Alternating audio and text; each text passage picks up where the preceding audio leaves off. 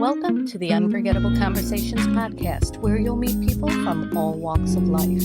Everyone from experts in their fields to ordinary folks leading extraordinary lives. We're pulling back the curtain every week on sometimes difficult, often hilarious, but always engaging conversations that promise to be unforgettable. In part 2 of my conversation with Jim Joseph, award-winning author of Out and About Dad, we get personal. We talk about marriage, parenthood, divorce, self-discovery, finding love again, and being true to who you are.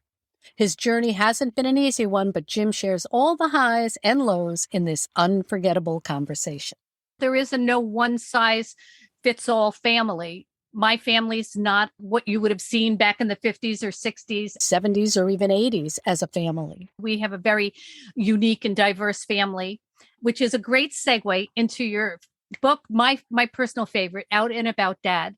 While I met you as a branding genius, is what I think of you as, I got to know you as a human being, and you are one of the most fantastic humans I have ever had the good fortune to meet, because you are just such a kind and generous person with your business acumen and with your personal ideals. And I think you stand behind who you are. If you don't mind talking a little bit about the book and how you came to write it, what made you decide to kind of open up your personal life?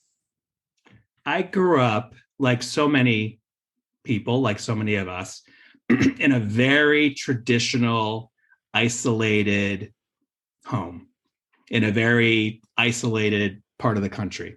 So I grew up not really realizing that there were lots of dimensions to people. So I had no idea.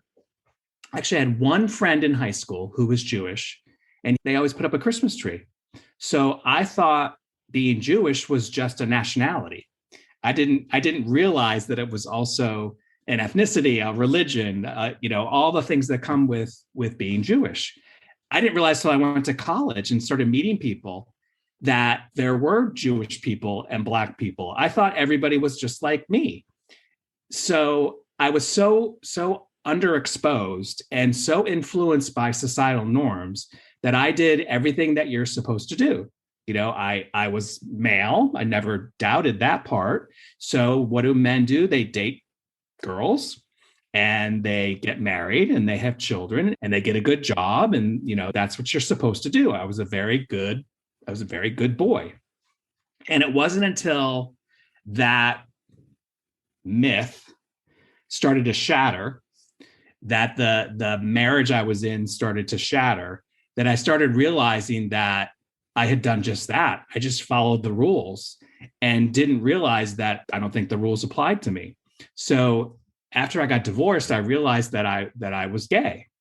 And it wasn't until I had to really stop and think about, well, that didn't work. So what do I want? That I suddenly realized that I was gay. So in the span of like 3 minutes, I got divorced, came out, had two children under 3, and had to make a new life. And this was in the mid 90s, when nobody very little spoken about the gay community, zero spoken about gay dads, very little spoken about active dads, because I had custody of the children also. So here I am trying to navigate a career, take care of 2 kids, go through a divorce, and come out. And honestly, looking back, I don't know how I did it. I know why I did it, but I don't know how I did it. And I don't know how I had the courage to do it, looking back. But I think it was just an underlying quest for happiness, and thinking that one thing was going to make me happy, and realizing that it wasn't. So as I went through my own journey as a father, I ended up, finding a soulmate. We spent years together, eventually got married when we could get married, and raised 2 amazing kids who are now in their late 20s and unbelievably happy and successful and on their own journey. And I had never really considered crafting that story and publishing it, but I had a friend who kept pushing me. And I finally sort of thought, well, maybe it'll be good to get it on paper. I'll just get it on paper. And then I got a publisher and was having them read the chapters as I would write them. I had my friend read the chapters as I wrote them. I had my mother-in-law read them because she's an avid reader. Because I was kind of like, if I'm going to do this, it has to be good. Like, it has to be really good. It has to be really well written. It has to be really insightful. And more importantly than all that, it has to allow other people who are struggling to see a path to the end. Like, that's what it's got to do. And I can't tell you how many times I stopped writing it. I didn't want to publish it. Actually, when I finished it, I shelved it and said, I'm like, happy I wrote that, but that's it. That was the journey. I'm not going to publish it. And the publisher actually, and my friend who convinced me to do it, said, we went out for drinks and I had just talked to the publisher and he had said the exact same things to me. She said to me, you know what? I'm sorry. This is now out of your hands. You have a moral obligation to publish this book. Nobody has touched this subject. Nobody's talking about it. Think about all those people out there that are going through exactly what you went through. And you said you had no mentors, no role models, nobody to relate to. And I was like, okay, you're right. I'll do it. So I published it. I kind of clenched my teeth. Now, how did your family, how did your husband and your kids, how did they all feel? And you said your mother-in-law was reading it. How did they react? So my kids were older. I waited for that. So they were already I think they were in college. I told them I was going to do it and said, if you have a real big problem with it, tell me. They didn't have a big problem with it. My husband to this day hasn't read it. Interestingly, he's like, I don't.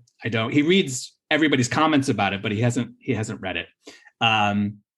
My family and my friends that all read it were like, pretty universal statement was, I can't believe you were going through that and we didn't know. I had 2 kids, so I had to take care of the kids, and I had a career that I had to make a living, so I couldn't sit there and not keep performing. So that was pretty much the universal reaction. And so how were the early days when you went to school? Because you were very involved with the kids in school and you were a very, very engaged and active dad. So how did the PTA react to you being such an active dad? I mean, was it a comfortable time? It was a lonely time, I would say. I had this notion in my head, and it turned out to be true, that people will be far less prejudiced against me and the kids if they know me and if I'm upfront about it. So every school year, I would meet with the teacher and say, you just need to know my kids have a gay dad and I'm gay, and I want you to watch out for them. Tell me if you see issues. All the parents of the kids knew. I was just very upfront about it because I had this suspicion that they're much less likely to take it out on me if they know me. Mm-hmm. And it turned out to be true. It almost, it's so funny, almost to the point where I can't tell me how many, somebody just said this to me 2 months ago in a very sort of weird moment, gay people shouldn't have kids. I'm like, well, wait a minute. Oh, no, not you. You're a great dad. Well, I'm like, no, yes, me. If you're going to make a statement like that, that includes me. So it turns out to be true. And Oprah Winfrey has said that when people know you, they're much more likely to embrace you. So that was my motto. And honestly, we didn't really have very many incidences. We had maybe 1 or 2 that were a bit messy for the kids. Bullying, and that kids can be very mean to each other. But for the most part, it actually was okay. Lonely, because I would go to the PTA parties and I would pretty much stand by myself, because I didn't have a lot in common with the other parents. Mm-hmm. All we had was our kids in common. They didn't know what to do with this gay dad. They didn't know what to do with me. Although interestingly, I can remember 3 stay-at-home dads. They were married to women who had the career in the family, and they stayed home I related to them, and they gravitated towards me because of the kids. Mm-hmm. Like that was a nice source of camaraderie. But it was hard. I mean, there's no doubt about it. It was hard. Raising kids is not easy. I mean, nobody has an easy time. Everybody's got to struggle. But it wasn't easy. It wasn't easy. As they got older, it got easier. We were very upfront with, as the kids' friends realized, because their awareness of what goes on in life was becoming more real. Like, we were very upfront with them. They would come over, they would stay over. So it was okay. I can't complain, but it was lonely. It was hard. There's no doubt about it. And you weren't able to be married when the kids were growing up because that wasn't a thing back then. Right. But your now husband was in your life then. Yes. And has been along for this whole ride. And how was that for him? Well, so he met the kids when they were still very young. And actually, my son doesn't really remember life before him at all. I think he was about 5 or 6 when we met.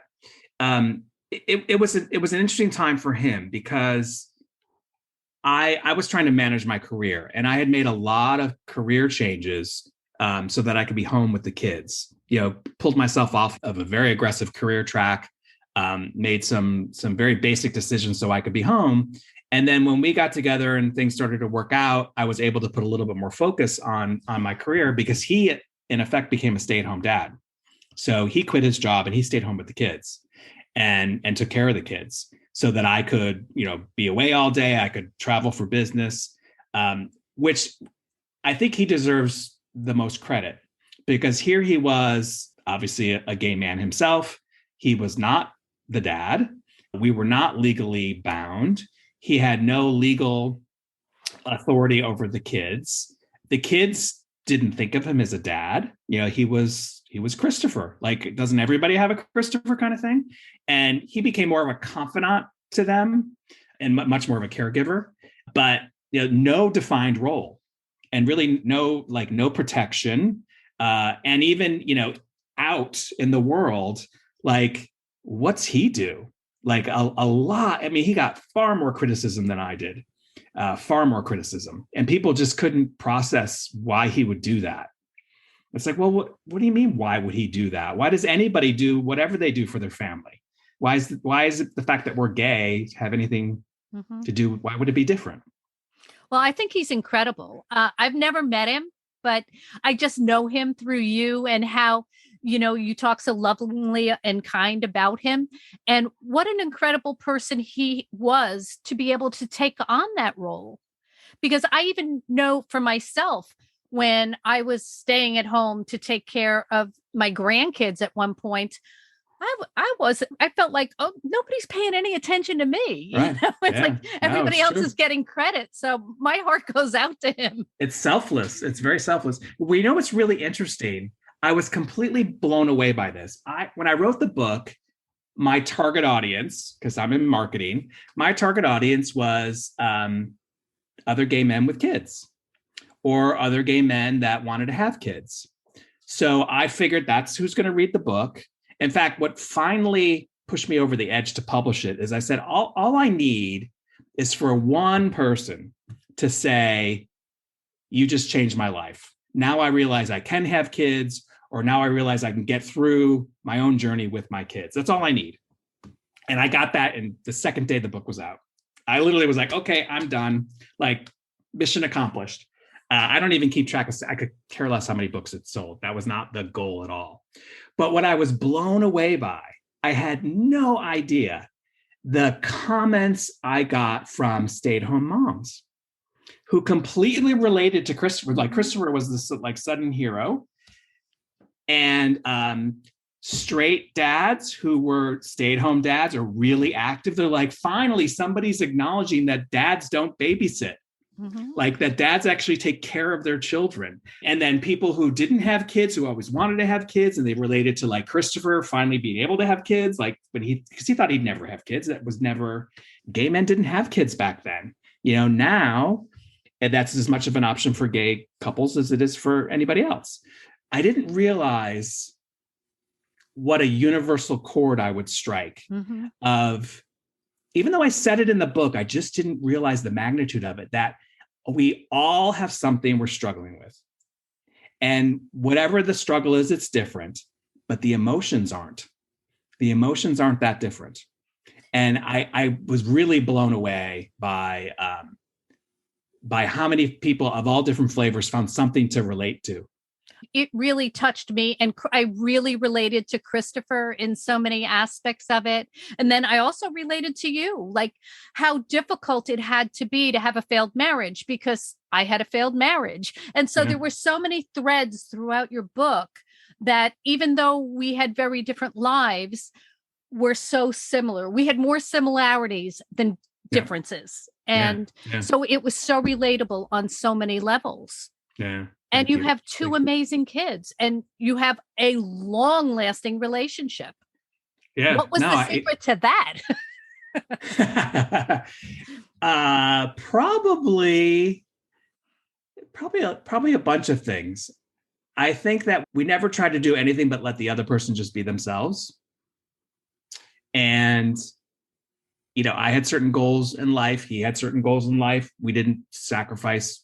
Neither one of us had to sacrifice, like fundamentally sacrifice. We had to compromise. We had to evolve. We had to change. Like our goals meshed a little bit, but like we didn't have to fundamentally change who we are or what we wanted. We just rolled with it. We don't fight. I mean, we've had maybe 2 fights. I think they're both in the book, and I don't think we've had one since. I have said to him over and over and over again, there is nothing that's worth fighting over. There's just nothing worth fighting over. There's nothing more important that I have to win, or I have to tell you that you're wrong, or that you're going to make me so mad that I'm going to fight. I like disagree, have different points of view, debate, get annoyed, get frustrated. Okay, yeah, that's fine. Those are human emotions. But fighting is nothing worth it. And so when stuff would come up, we literally, one of us or both of us would go, not worth it. It's not worth fighting over. And so we wouldn't. And I think that's a secret. And you roll with it. We like, oh my God, we've made so many mistakes and stepped in so many, potholes and stumbled so many times. And it's like, okay, just get back up. It would be really easy to be mad about that, or to take it personally, or to like make it an issue. Just like it's life. So I think that's and we both want it. So, both people have to want it. And you really were so brave. I mean, it was really courageous to come out when you did, in the way that you did, as a family man. I mean, that was something that was unheard of. But now I have so many friends who are gay dads, and it's so amazing. Awesome that they really didn't have the hurdles that you had. What kind of advice do you have for dads or moms, families with 2 moms or 2 dads, or what is your advice for them?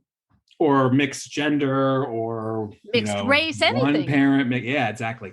What's interesting, well, first of all, I can't tell you the joy that I get, and it just happened for Halloween, when I look on my social media feed and I see all these pictures of mixed families, of all mixes, with their kids doing everything that every other family does in a very natural, authentic way. If I had that back in the day, and now we have organizations like Gays with Kids and Dad 2.0 and City Dads Group and lots of things for moms. We just didn't have all that. It gives me such joy. And it's so nice that folks going through that have those resources and those communities to join.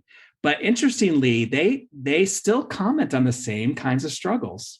They talk about how like hard it is to tell the teacher every year, that our son has 2 dads. The struggle's still there. And I was just telling this story the other day because I was speaking at an event on screen, and a very young gentleman, I don't know how old he was, but he seemed very young, and he made a comment like, God, you make it look so easy. It's just really hard for me. And I was like, oh, okay, time out. I'm making it sound like everybody should be able to do it. But let me tell you a story that I am mortified about. Just last week, I was with a client, brand new client, big, huge account. And the client said to me, so what does your wife do? And in that split second, I had to make a decision of how I was going to answer that question. And I said, she's a stay-at-home mom. And I am mortified and embarrassed, because by the way, my kids are in their 20s.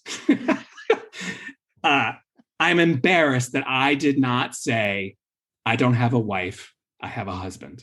Like, why did I not say that? Me of all people who make it look so easy and have written about this. I still, in that moment, I caved. And I didn't have the courage in that moment to take a chance that that client would be okay with it or not okay with it. Because all I thought of was, well, if this person has a problem with this, then there goes that piece of business.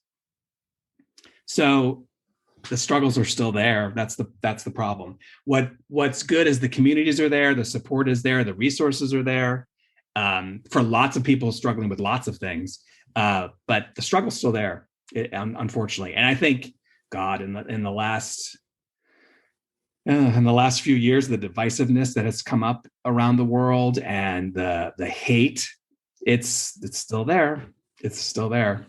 And the world is becoming more, how do I phrase this? No matter who you are, no matter what makes you up, no matter how you identify yourself, there's a possibility for you. That's what's amazing. It's like, whether everybody understands you or not, whether everybody accepts you or not, whatever, that doesn't matter so much. What matters is that no matter who you are, you have a possibility. You can do what you want to do in the world. And that's an amazing thing. That's a wonderful thing. That's a wonderful thing, because we still do have a lot of issues with our country recognizing leave for gay dads or gay moms, or, there's certain things that are slowly changing, but are still questioned. Yep. So how do we address that? How do we change it? Keep what we're doing right now. Keep talking about it. Keep talking about it. Keep pushing it. And actually, I'll circle back to our branding conversation. This is where brands play a huge role. And the younger generations have a much keener awareness than we did of the power that brands can exert. There's been a lot of data that says that millennials expect brands to make up for what governments can't do. They expect brands to have values and to exert those values in the marketplace. So, for example, Pampers, I was all behind this as part of the City Dads group. Pampers had a whole campaign around putting changing tables in men's public restrooms, because the changing tables are all in the women's restrooms, not in the men's. Like, that is driving change. And Pampers did that. Unilever, great example. They have for years been pushing the Crown Act, which, this is going to blow your mind if you're not familiar with it. There is actually legislation in many states where you can discriminate against somebody based on their natural hair. I know. It's like, what? So Dove and Unilever have been supporting the Crown Act, which gets that legislation off the books, that you cannot discriminate somebody based on their natural hair. Imagine who that's targeted against. You can imagine. That's where brands can play a part. And brands can help change the world. We're seeing it. And what's happening, which is amazing, is that those brands that are changing the world, they're getting the support and they're getting the loyalty. And that's also our responsibility as consumers, to reward and be loyal to those brands that are changing the world. So what's next for you? So actually, it's funny. My husband is pushing me to write another book, and I'm going back and forth. He says I should write a sequel to The Experience Effect, because it was written in 2010, and now the hot topic is experience marketing. So I think, though, that I'm going to write a sequel to Out and About Dad. I've already got a title called The Gay Empty Nest, because we're now two empty nesters. Our children are grown. We're still very much a part of their life, and vice versa, but we're viewing life very differently. And because of everything that we've all gone through as a population, 20 years ago, the notion of a gay empty nest was not even a possibility. Gay people weren't living to this age. They weren't having children, to publicly, so that they could talk about that. So I think that's going to be my next book, like what it's like to live in the gay empty nest. Well, that's awesome. So by the time all these young dads now that have little kids, then you'll have to have the granddad out and about. Out and about granddad. Yeah, exactly. Yeah. Yeah. Oh, What an amazing thing, though. Isn't that an amazing thing? I mean, I think it's so fantastic. I really do. It really warms my heart because I follow a lot of travelers on social media, right, because I love to travel. And there are gay dads that travel with their kids. And it's so fantastic to see what great dads they are. You weren't able to share via video or online your family life, which right, thank God you wrote your book because that covers it. Now these young families are able to, just film everything they do. And that's, I really think, helping to make things just the way it should be. Every time I see that, I imagine somebody who's seeing that, who's thinking that they never thought kids would be a possibility or didn't know how they'd ever be able to come out. Like, they must look at that and just go, oh, this is possible. I actually had a mom very, very early after the book came out. I had a mom who wrote a review and said, I have a gay son. He's 18 years old. I now know that he can have the life he wants, because I was worried he wouldn't be able to have the life he wants. Like, by seeing all these things, it's got to be motivating people, and helping to reduce some of the barriers that we had to face. I absolutely adore Jim and admire how he has lived honestly and authentically before they were even buzzwords. He truly is a trailblazer. No two journeys are alike, but if you take away anything from my conversation with Jim, it is that we are all more similar than not. It doesn't matter who you love. Many of the feelings and experiences we have are the same. Getting to know someone is the best defense against prejudice. Love is the absence of judgment, and an open heart and an open mind are the bridge to our differences.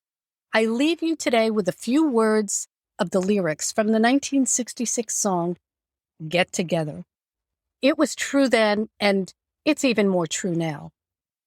If you hear the song I sing, you will understand.